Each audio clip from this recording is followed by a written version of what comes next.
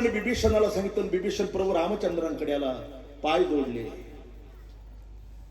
आणि हात जोडून प्रभू रामचंद्रांना नमस्कार केला. प्रभू, रावणाचा निपात करून तुम्ही मला लंकेच्या गादीवर बसवलंय, मला शेवटची संधी द्या, 2 दिवस माझ्या लंकेमध्ये थांबा. रामचंद्रांनी काय उत्तर दिलं ऐका. बिभीषणा, जननी जन्मभूमीश्च स्वर्गातपि गरीयसी. जन्म देणारी आई आणि मातृभूमी मला स्वर्गापेक्षा श्रेष्ठ आहे. मी एक क्षणभर तुझ्या या लंकेमध्ये थांबणार नाही. ही देशनिष्ठा आहे. दुसरी धर्मनिष्ठा. ज्यांचा पुतळा आपण इथे ठेवला ना, त्यांच्या सुपुत्राचा कधी अभ्यास करा राजा. धर्मवीर संभाजी राजांनी आळंदी जवळच्या भीमा कोरेगावच्या संगमावर आणि स्वतःच्या मेहुण्याने फूट लावल्याने मकरब खानाने पकडलं आणि औरंगजेबाच्या ताब्यात छत्रपती संभाजी राजांना दिलं. त्या संभाजी राजाने त्यांना बलदंड साखळीने बांधून ठेवलं आणि पहिला प्रश्न विचारला, शंभू राजे, धर्मांतर करा, या देशामध्ये मिळवलेली सगळी राज्य मी दान दे. धर्मांतर शब्द ऐकल्याबरोबर इंगळापेक्षा डोळे लाल झाले शंभू राजांचे. औरंगजेब, हा शंभू आपला प्राण धर्मा करता दे, पण धर्मांतर करणार नाही, असे लाल डोळे करून औरंगजेबाकडे पाहू लागले. त्या नराधम औरंगजेबाला छत्रपती संभाजी राजांची स्वाभिमानी नजर सहन झाली नाही. राजाओ, निखाऱ्यामध्ये 2 सळया तापवल्या आणि दोन्ही सळया डोळ्यामध्ये घातल्याबरोबर डोळे जळाले आणि बोबड बाहेर पडले. महाराज आंधळे झाले. दुसऱ्या दिवशीचा तोच प्रश्न, शंभू राजे, धर्मांतर केलं तर या देशामध्ये मिळवलेली राज्य सगळी मी दान देईन तुम्हाला. माझी मुलगी मी तुम्हाला पत्नी म्हणून देण्याकरता तयार आहे. नकार दिला. औरंगजेबाने जीभ कापून कुत्र्याला खाऊ घातली. तिसऱ्या दिवशी एवढं उकळतं पाणी अंगावर टाकलं, बटाट्याची साल सोलावी तशी महाराजांची कातडी सोडून तुरुंगात ठेवली. चौथ्या दिवशी कुऱ्हाडीने पायाची उजव्या पायाची बोट कापली. 5व्या दिवशी डावा पाय तोडला. 18 दिवस हालहाल केले त्याने. 18 पण लागले, मारलं नाही का. चैत्र शुद्ध प्रतिपदा हा भारतीयांचा नूतन वर्षारंभ दिन आहे. हा येणारा 31 डिसेंबर नाही. जो 31 डिसेंबर साजरा करील तो खानदानी हिंदूच नाही, त्याच्या रक्तामध्ये इतर जातीचं भेसळ असलं पाहिजे म्हणायचं. कारण आपण शके शालिवान राजाचे अनुयायी आहोत. चैत्र शुद्ध प्रतिपदा, ज्याला गुढीपाडवा म्हणतात, हाच हिंदूंचा नूतन वर्षारंभ दिन आहे आणि तो साजरा करायचा. गुढिया तोरणे करती कथा गाते गाणे. आणि म्हणूनच गुढीपाडव्याच्या दिवशी गुढ्या उभारू नये याच्या करता औरंगजेबाने फाल्गुन मध्ये अमावस्येच्या रात्री शंभू राजांचं शिरकलम केलं बघा. आणि गुढीपाडव्याच्या ब्राह्मण मुहूर्तावरती काठवर उभारलं.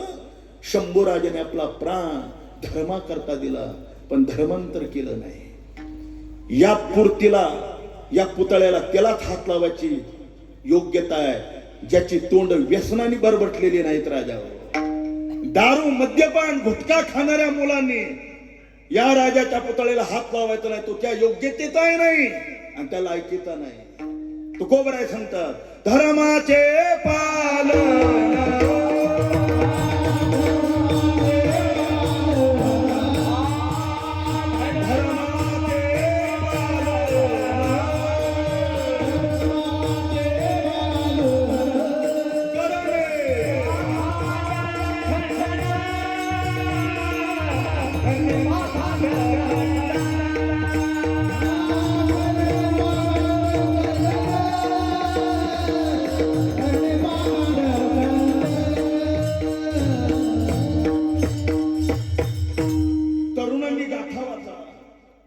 महाराजांनी धर्म जागवण्याकरता किती होकार दिला. धर्मरक्षा वयासाठी करण्याटी आमाशी वाचा बोलो वेद नीती करू संती केले ते. अरे आपल्या तालुक्यातली मुलं गुटखा मद्यपान करून नको नको त्या ठिकाणी जात आहे आणि आपल्या धर्मावर अनेक परकीयांचं आक्रमण येऊ लागलंय, तरी आपण इतके शांत आहात. ज्या महापुरुषांनी देशाकरता धर्माकरता आपल्या रक्ताचं बलिदान दिलंय, हे फुकट स्वातंत्र्य मिळालं नाही. आया बहिणीने आपलं मंगळसूत्र दान करून टाकलं, त्यावेळेला या देशाच्या मातेला स्वातंत्र्य मिळालं. राजा ते स्वातंत्र्य सांभाळायची जबाबदारी आपली आहे. व्यसनाच्या आहारी जाऊन आणि पुढाऱ्याच्या मागे लागून आपल्या आयुष्याची कशा करता माती करता तुम्ही? धर्मा करताना देशाकरता जगा, ते जगणंच उत्तम आहे राजा. तुकाराम महाराजांनी जाग केलंय, आता जागा रे भाई जागा, उठा जागा आणि धर्मा करता प्रेरक व्हा. ही धर्मनिष्ठा आहे. विठाला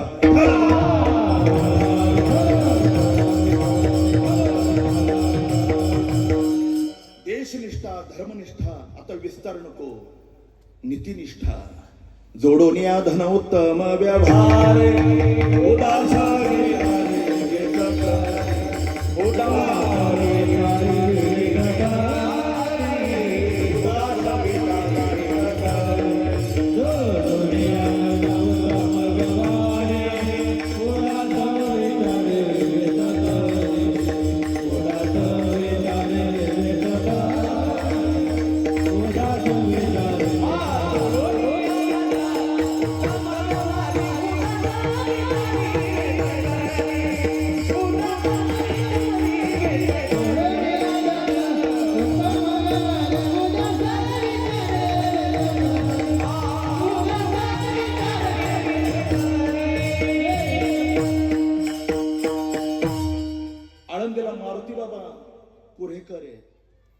वारकरी संप्रदायातलं सगळ्यात आता शेवटचं फळ येते.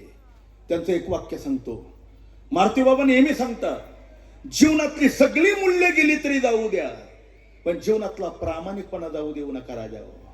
ज्या दिवशी मानवी जीवनाचा प्रामाणिकपणा संपून जाईल त्या दिवशी त्याचं सगळंच जाईल. बघा, छत्रपती शिवाजी महाराजांनी दादोजी कोंडदेवांचा मोठा इतिहास आहे.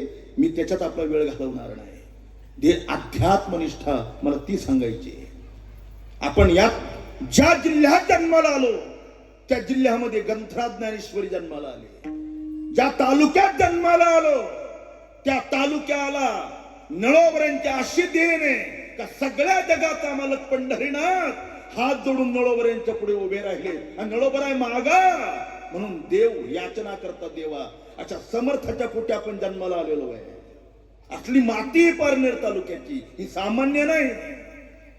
म्हणून या तालुक्यातलं अध्यात्म सुद्धा तेवढं विकसित असलं पाहिजे. 2 दिवसापूर्वी ही पत्रिका माझ्या हातात आली. 8 दिवसाच्या पहिली येत होती तर खंडाऱ्याची शपथ घेऊन सांगतो, इथे सेवेला चालू नसतो राजा. मी पाकिट घेऊन भेक मागणारे आम्ही कीर्तनकार नाही, खानदानी संस्थेचे विद्यार्थी आहेत आम्ही. तुम्ही नाही पैसे दिले तरी चालेल, पण विकृती असलेल्या कीर्तनात आम्ही आमची तत्ववेत्ता आणि आमची बुद्धी खर्च करत नाही. विठाला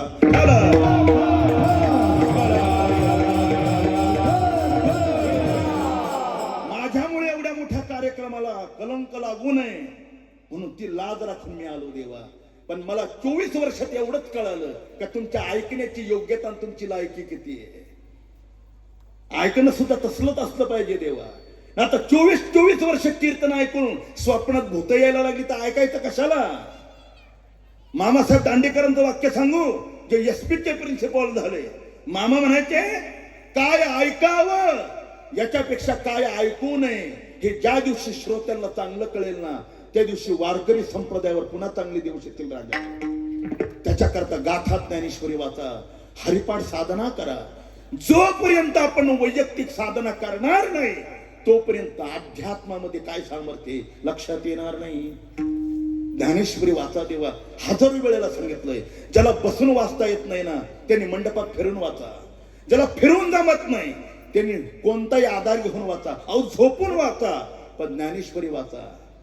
वाचावे ज्ञानेश्वरी, डोळा पाहावे पंढरी, ज्ञान हो या ज्ञानाशी, ऐसावर या टिकेशी.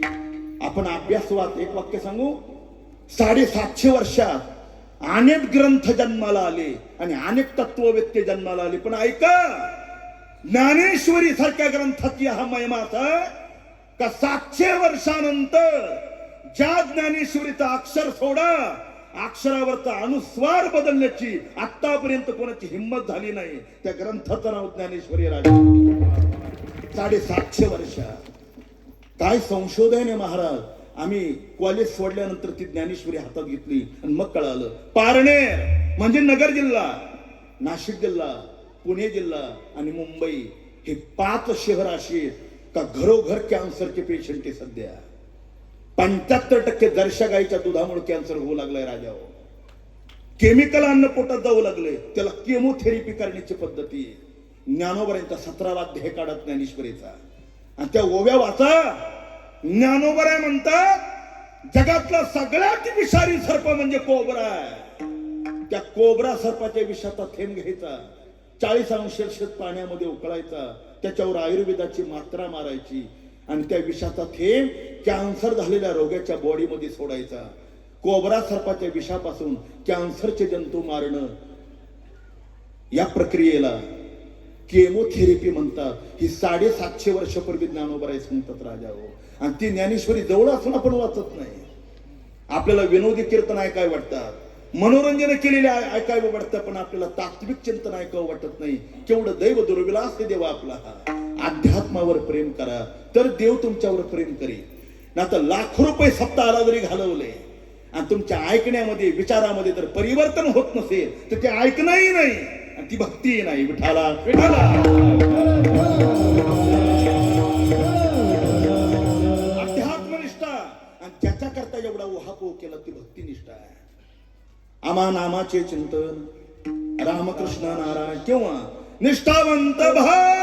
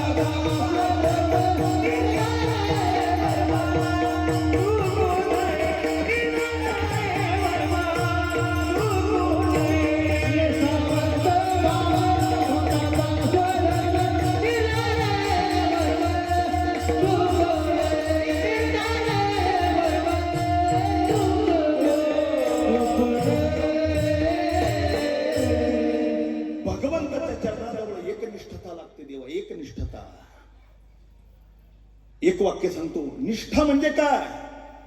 कोणताही जरी संकट आलं, किती मोठा प्रतिबंध आला आणि केवढंही जरी दुःख आलं तरी ज्याची अंतकरण वृत्ती भगवत चरणापासून यत्किंचित बाजूला होत नाही त्याचं नाव निष्ठा आहे. कोणताही आघात जरी आला तरी देवाच्या चरणापासून त्याचं मन विचलित होत नाही राजा.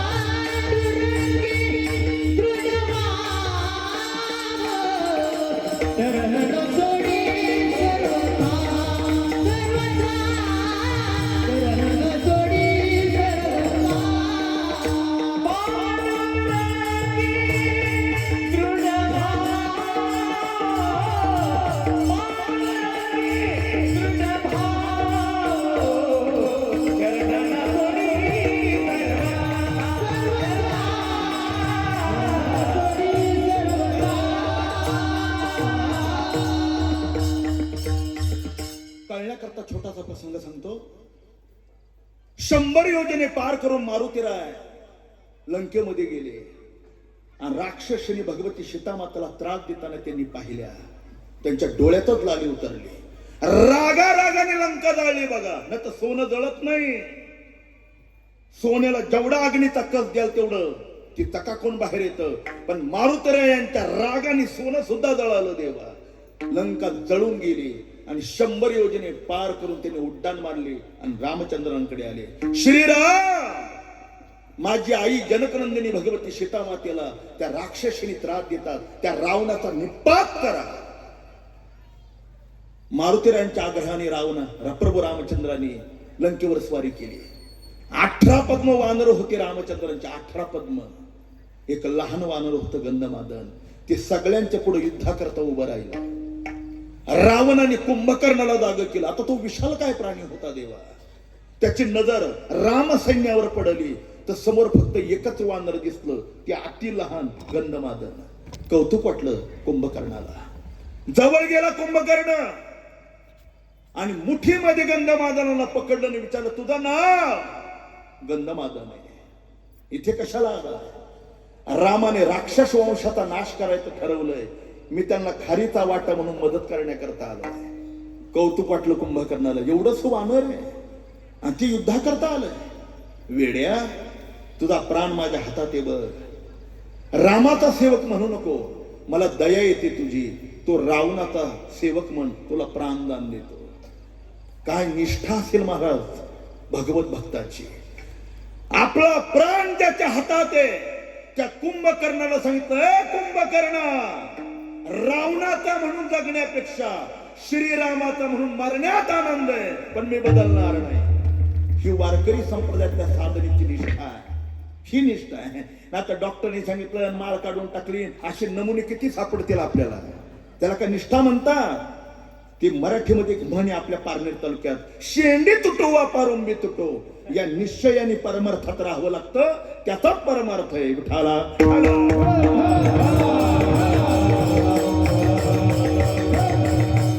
जगद्गुरु तुकोबराय या निष्ठेने परमार्थात आले होते बघा. खूप निष्ठा लागते परमार्थात आणि त्याचा परिणाम असा झाला. निष्ठेने परमार्थ करत असताना तुकोबराय सांगतात, आता दिली आता पायी मिठी जग जिठे न सोडी. या चरणापासून बाजूला जाणार नाही. का जाणार नाही? थोडासा भावार्थाचा विचार करूया आणि भगवत भजनानंतर काही चिंतन पाहू. विठोबा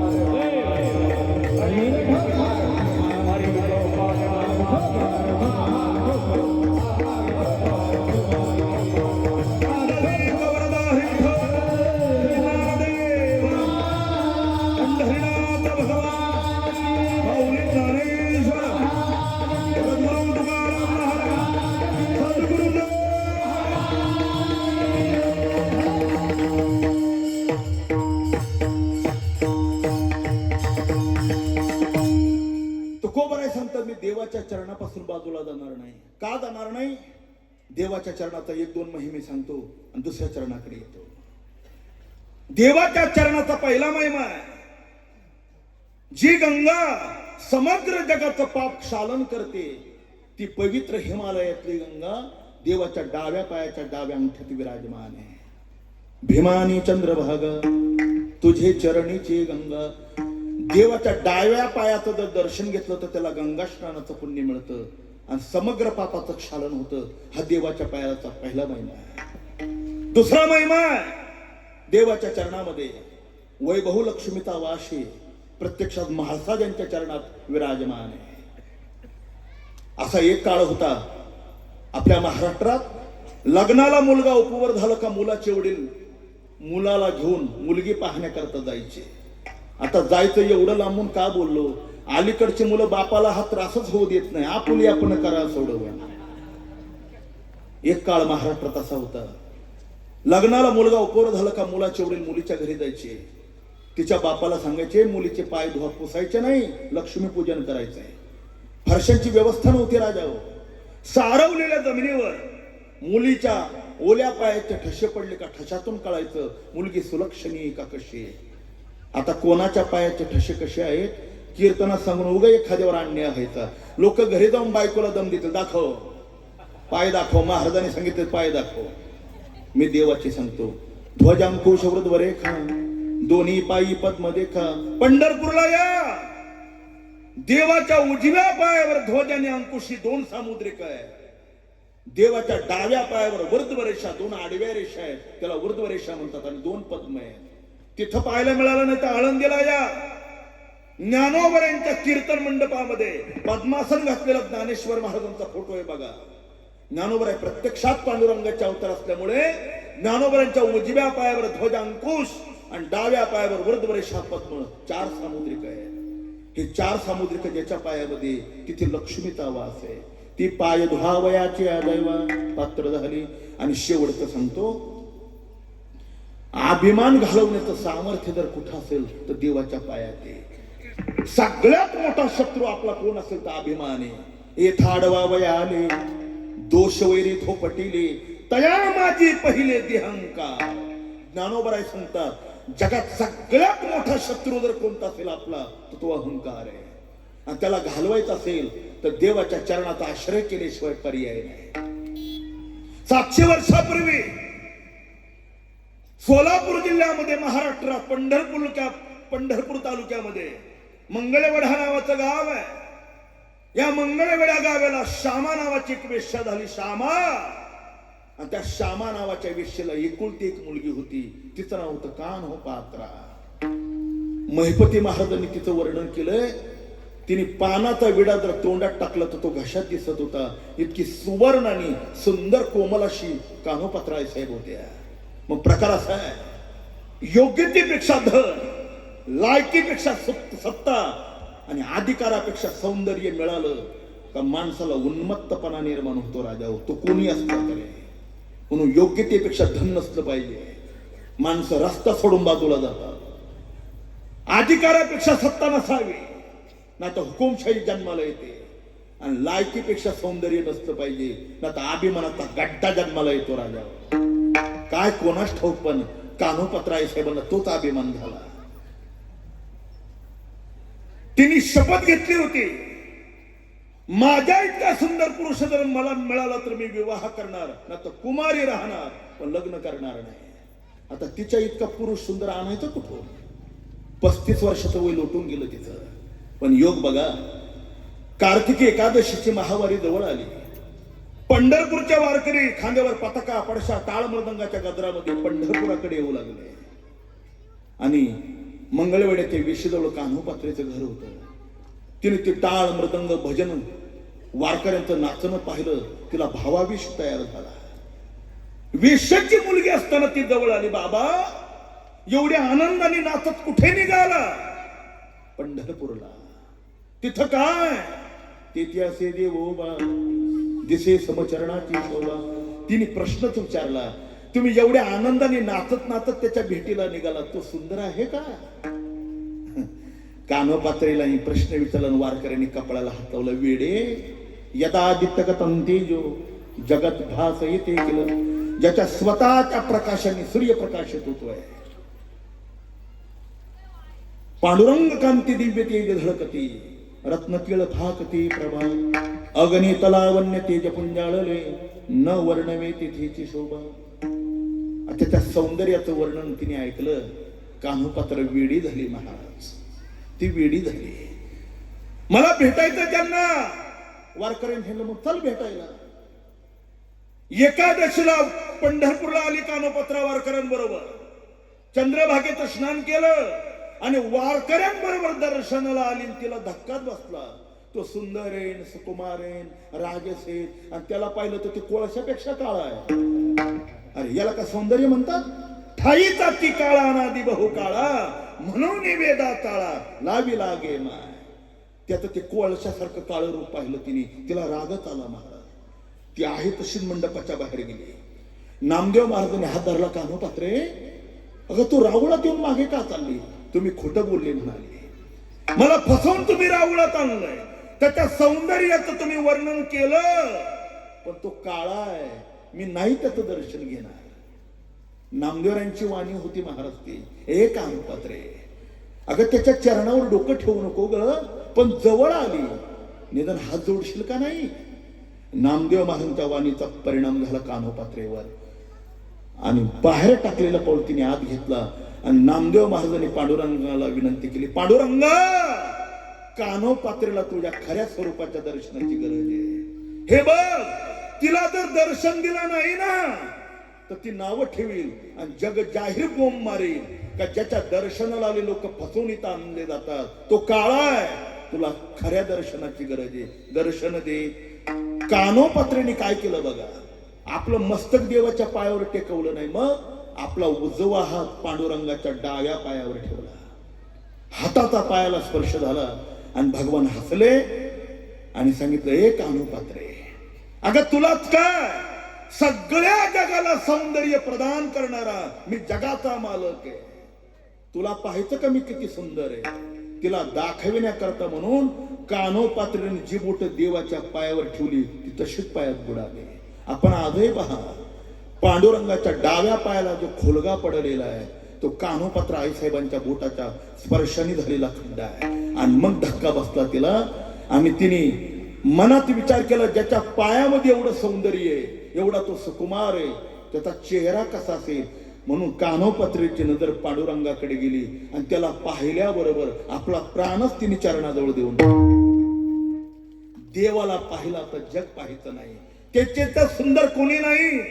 म्हणून तुकोबाराय सांगता, अभिमान घालवण्याची ज्याच्या चरणामध्ये सामर्थ्य शक्ती आहे त्या चरणाला मी मिठी मारली, दिली आता पायी मिठी, जग जेठी न सोडी. हो तुकोबाराय, त्या चरणाला मिठी मारून तुमच्या जीवनामध्ये काय प्राप्त होणार आहे किंवा हे मिठी मारण्याकरता तुम्हाला काय करावं लागलं? महाराज अभंगाच्या पहिल्या चरणात त्याचं उत्तर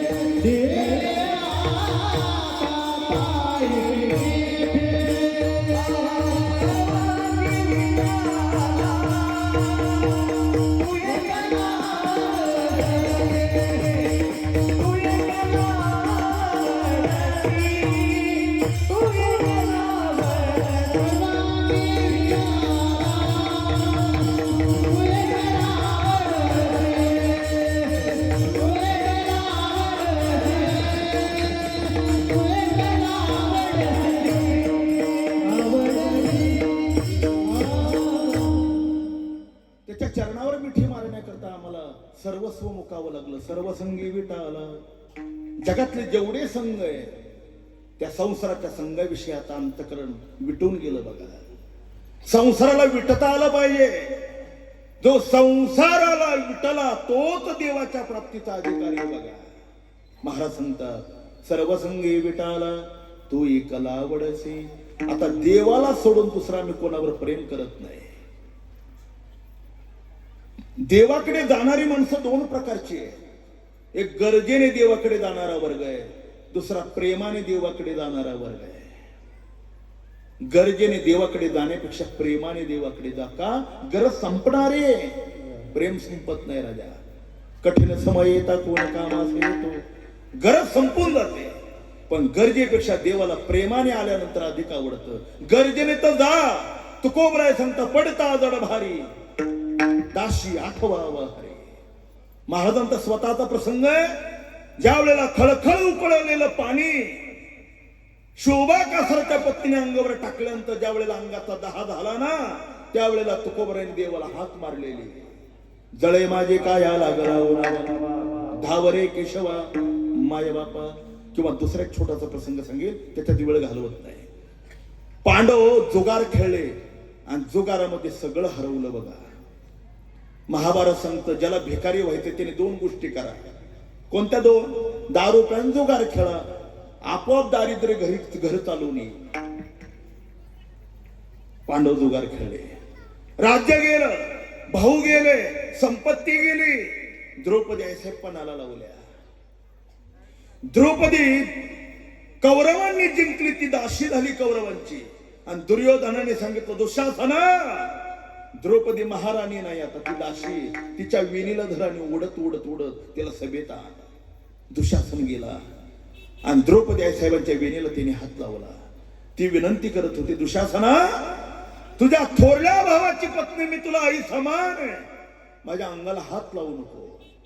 ऐकेल तो दुःशासन कसला. हे बघ नातं सोड, मी रजस्वाला आहे, अस्पृश्य माझं शरीर आहे, विटाळशी माझ्या अंगाला स्पर्श करू नको. त्याने ऐकलं नाही. वेणीला धरला आणि उडत उडत उडत सभेत आणलं. आणि सभेत आणलेल्या द्रौपदीने एकदा सभेकडे नजर टाकली. ज्या सभेमध्ये भीष्माचार्य, द्रोणाचार्य, कृपाचार्य, अश्वत्थामा असे महाबलाढ्य योद्धे होते बघा. तिने भीष्माचार्यांकडे पाहिलं आणि मनोमन प्रार्थना केली, आचार्य मला तुमच्या सभेत आणलंय, माझी लाज तुमच्या हातात आहे.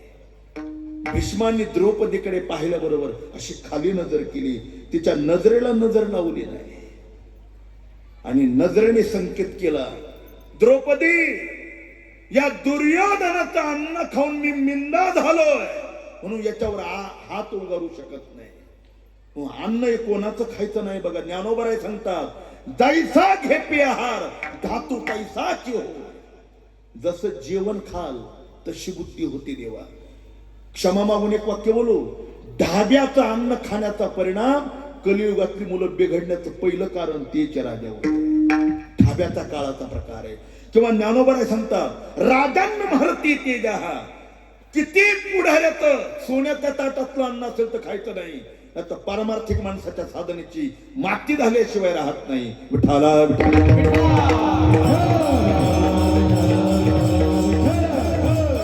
आपल्याला तर पुढाऱ्याचा चहा भलता गोड लागतो आणि माळ करायला तर अधिक गोड लागतो. देवा लाज वाटली पाहिजे आपल्याला. आपण गळ्यात माळा घातलेल्या आहे. कोणाचं अन्न खाता, कोणाचं पाणी पिता, कोणाचं जेवण जेवता. आहार शुद्ध सत्व शुद्ध हे. जितका अन्न पवित्र तितकी बुद्धी पवित्र, तितकं मन पवित्र, तितका आचार पवित्र. हे दुर्योधनावर लक्षात घ्या.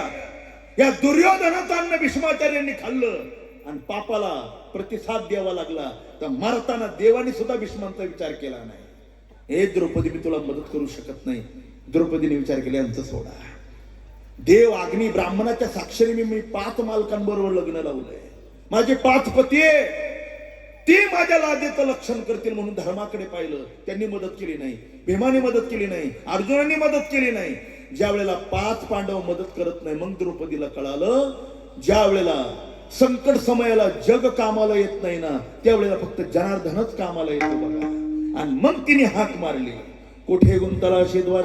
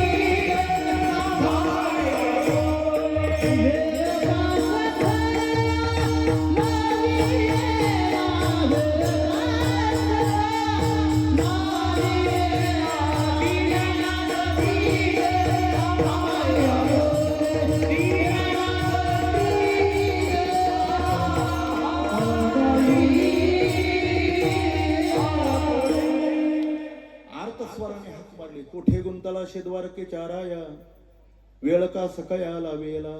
देवाने वस्त्र पुरवलं नाही, तिच्याकरता अंबर अवतार धारण केला.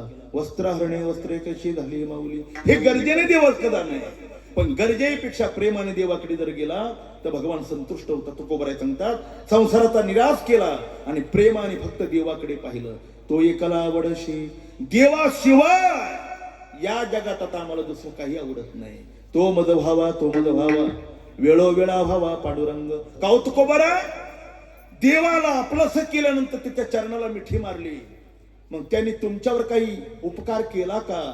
देवाचे आपल्यावर कोणते उपकार आहेत हे अभंगाच्या 3ऱ्या चरणात सांगा.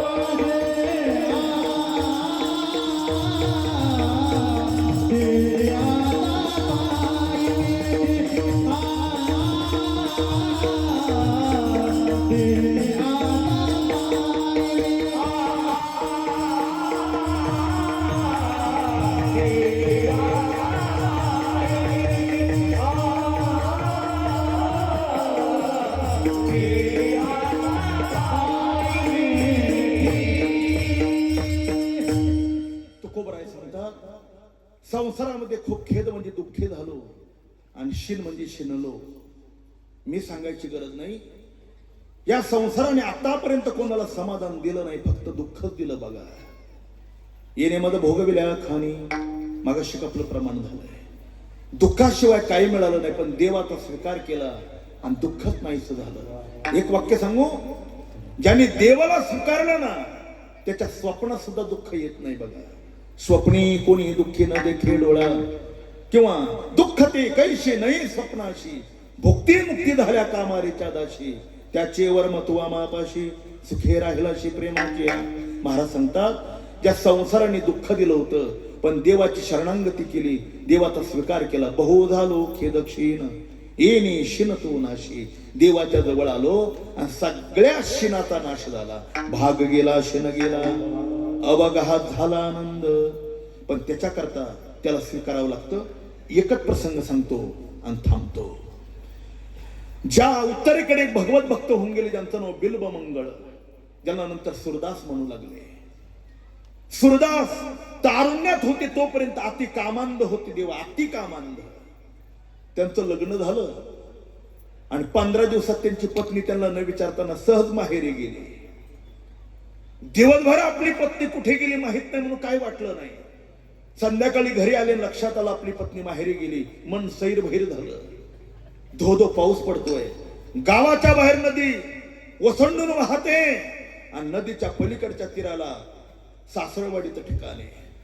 रात्रीत घरातून बाहेर पडले, नदी जवळ आले. काळोखी रात्र आहे, वरून पाऊस पडतोय.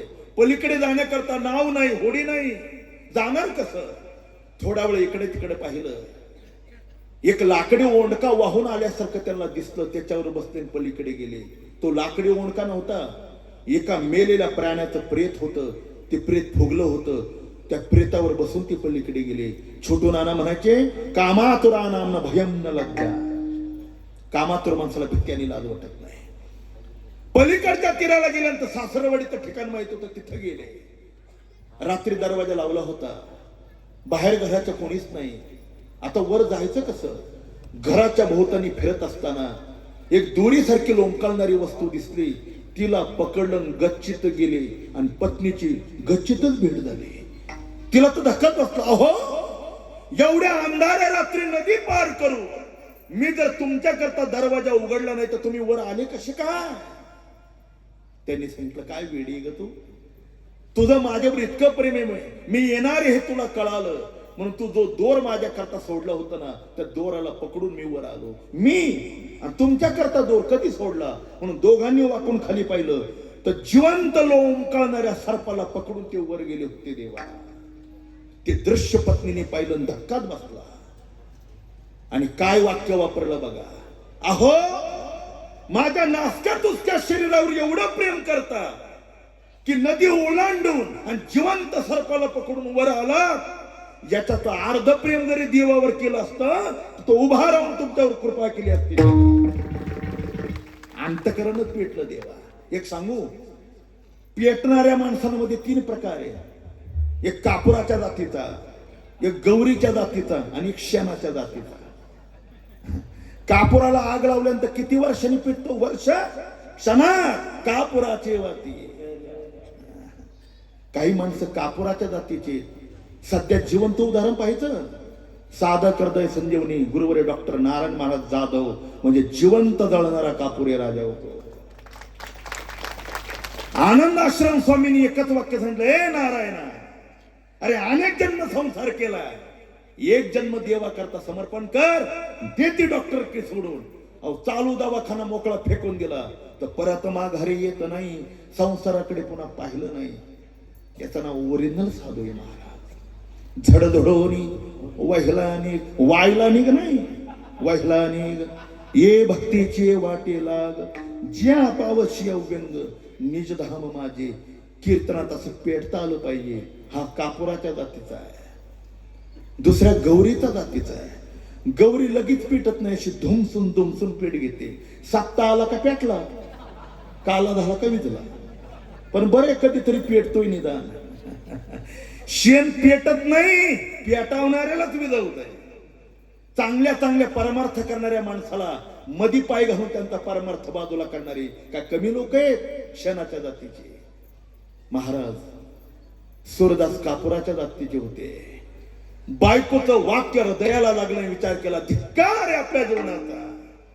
आता संसारात थांबायचं नाही, संसाराचा त्याग करायचा आणि वृंदावनला जाऊन भगवान श्रीकृष्णांची भक्ती करायची. म्हणून असाच रात्रीत जिना उतरले, रस्ता चालू लागले. दरबदल दर पाऊल करता करता करता करता वृंदावन जवळ आलं. सकाळची वेळ, तहान लागलेली होती म्हणून आडावर पाणी पिण्याकरता गेले. एक सुंदर महिला आणि पाणी शेंदत होती आणि पाणी पिता पिता त्या महिलेच्या चेहऱ्याकडे पाहिलं आणि डोळ्याने पुन्हा धोका दिला बघा त्यांना. इंद्रिय शास्त्रापेक्षा धारधार आहे. वैकुंठवासी धोंडा महाराज सांगायचे, उंच पर्वतावरून घसरलेला दगड जसा दरीत कोसळतो ना, तसा साधना च्युत झालेला मनुष्य नरकालाच जातो देवा, तो किती मोठा जरी असला तरी. म्हणून इंद्रियांवर ताबा मिळवायचं शिका. संयम इंद्रियान्यादो, इंद्रिय शास्त्रापेक्षा धारदार आहे.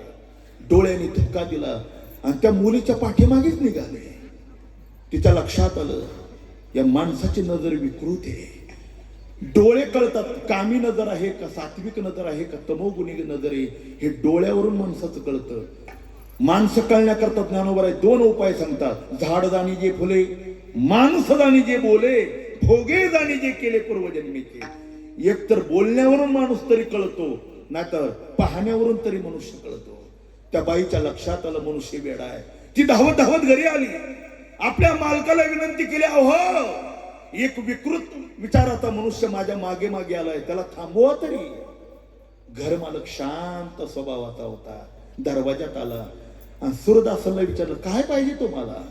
आणि मग यांच्या लक्षात आलं, मला तर देव पाहिजे होता, माझ्या डोळ्यांनी धोका दिला. सांगितलं, काही नका, मला तुमच्याकडे 2 दाबणं मागण्याकरता मी आलोय, मला तेवढे 2 दाबणं द्या. आता घरमालकाला तरी काय माहिती याला कशाला दाबणं लागतं. घरातले 2 दाबणं काढले आणि यांच्या हातात दिले. सूरदासाने हातात दाबणं घेतली आणि घर सोडून काही अंतरावर गेले आणि ज्या डोळ्याने धोका दिला ना, डोळ्यात दाबणं घालून डोळे फोडून टाकले ना. जसं गोरोबा काकाने पांडुरंगाची शपथ मोडली म्हणून धार धार वेळावर आपले पंजे हाणून जसे हात तोडून टाकले ना, तसं सूरदासाने डोळ्यात दाबणं घालून डोळे फाडून टाकले. जयाच्या ठाई इंद्रिया मान नाही, ज्ञानोबराय म्हणतात. फुटलेले डोळे, रक्तबंबाळ झालेलं शरीरे, श्रीकृष्ण गोविंद हरे मुरारे, हे नाथ नारायण वासुदेवा भजन करत करत वृंदावनच्या जवळ आले. देवाला परीक्षाच पाहायची होती. देव परीक्षा पाहतो बघा.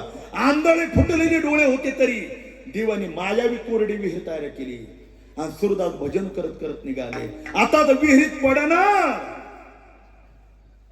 लहान भगवान श्रीकृष्णाने लहान बालकाचं रूप धारण केलं. बाबा पुढे येऊ नका, पुढे कोरडी विहीर आहे. बाबा शब्द ऐकला, सूरदासांनी लक्षात आलं हा जगातल्या व्यक्तीचा आवाज नाही, जगाच्या बाहेरच्या शक्तीचा आवाज आहे. हा आवाज माणसाचा नाही. सांगता, अरे तू कोण आहे? मला दिसत नाही, मला श्रीकृष्णांच्या दर्शनाला जायचंय, माझ्या हाताला धर आणि मला वाट दाखव.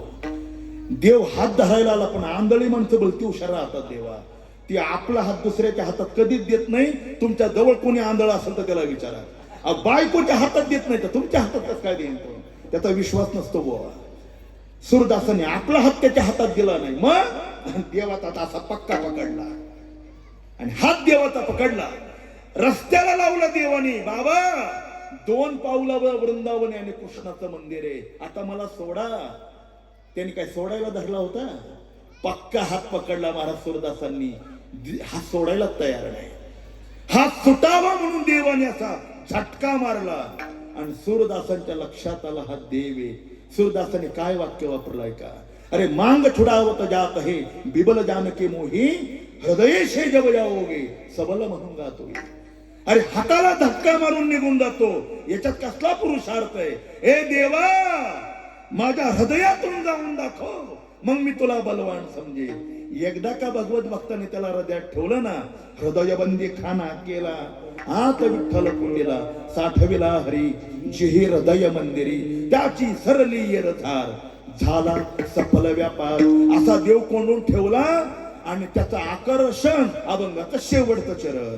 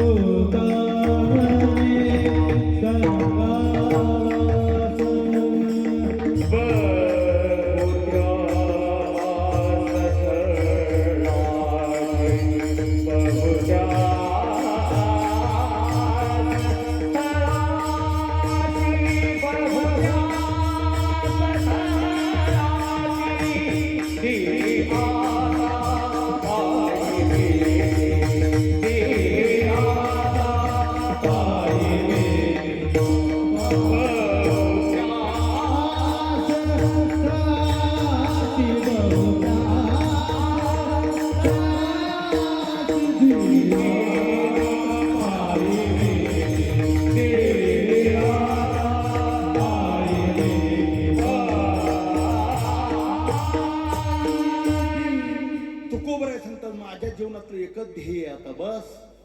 तुका म्हणे गंगे वास बहुत्यास स्थळाची. गंगा ज्या चरणामध्ये विराजमान राहते ना, त्या चरणाजवळ फक्त माझं मन राहावं, याच्या पलीकडे देवा मला काही नको. त्याच्या करता सर्वसंगी विटाला, सगळ्या संसाराचा त्याग केला आणि फक्त प्रेम तुमच्यावर केलं. तू एकला आवडशी दिली आता पायी मिठी, जग जेठी न सोडी दानेश्वर आवडी.